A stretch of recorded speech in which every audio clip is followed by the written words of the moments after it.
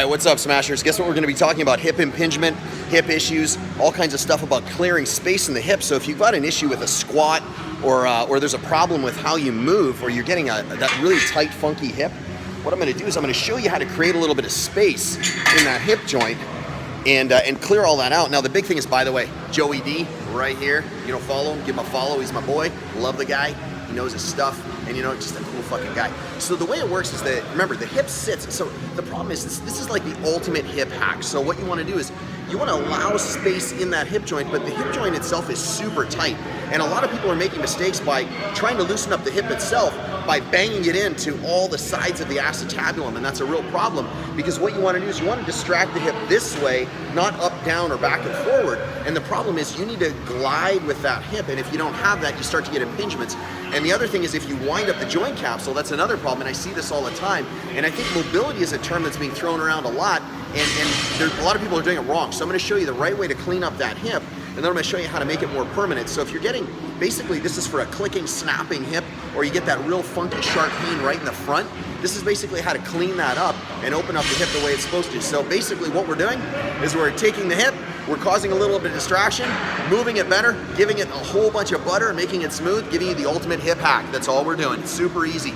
So instead of grinding around in there and chewing up that labrum that runs around the outside, we're gonna pull it away, create some space, and unload that capsule. And then we're gonna retrain the glutes on how to fire. So if you're quad dominant, which is probably most of us, since you're using your quads to drive out of the hole, that's the best sound ever, by the way.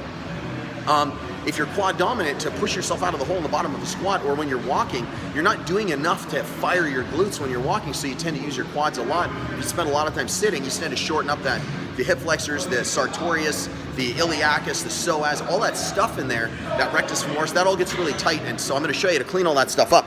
So here is the basics for cleaning up that hip capsule, first of all, and loosening up that socket. And the problem is, let's go like this. Most people aren't doing it right. And I'm going to show you basically 3 things to hack the hip. So we take this. So we want to take the band, and what we do, you know what? Let's go from the other side because it's a lot easier to see. So we're going to take this.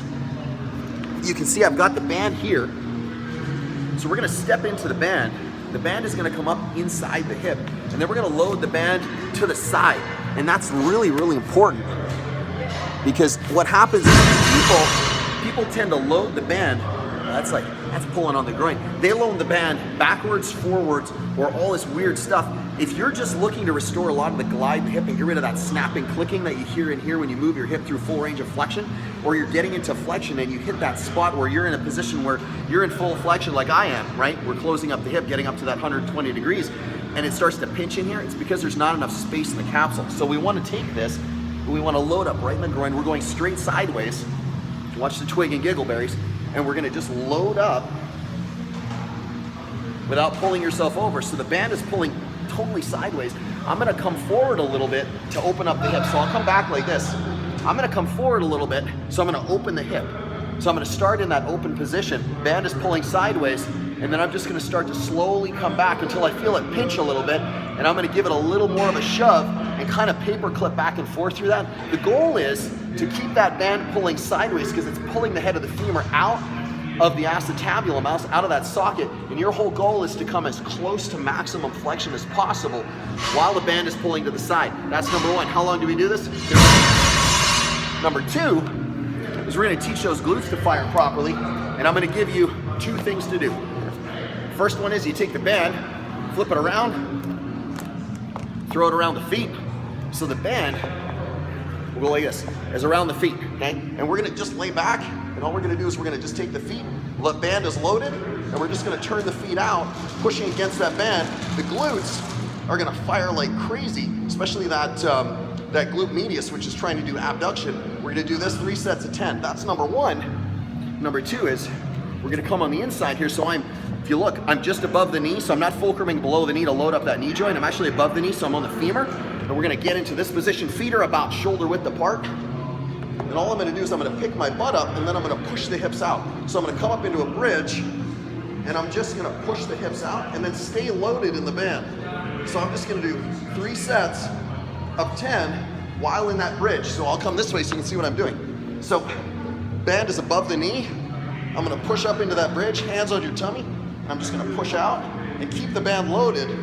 3 sets of 10. I promise you this, you're gonna be on fire. Last thing I'm gonna do, I'm gonna give you one more mobility just to hit that anterior pinch and kind of clear that out. This is the part that people miss, is step into the band, come all the way up underneath. Now I see a lot of people, when they're doing this, so ridiculous. They push here and lean forward. Well, all I'm doing is I'm muting the pelvis when I'm doing that, so don't do that. You wanna be as tall as you can, squeeze the glutes, and let that band really pull that open. Take this arm, raise it up without arching the back, hang out, 2 minutes, call it a day. That's it, that's all you gotta do. You wanna clean up the hip and create a little more space in that joint. That's a much more permanent fix than just kind of do a little bit of stretching and calling it a day. Hey listen, I'm Trev, SmashweRx, hang out at CSA, Ultimate Hip Hack. I'll see you guys tomorrow.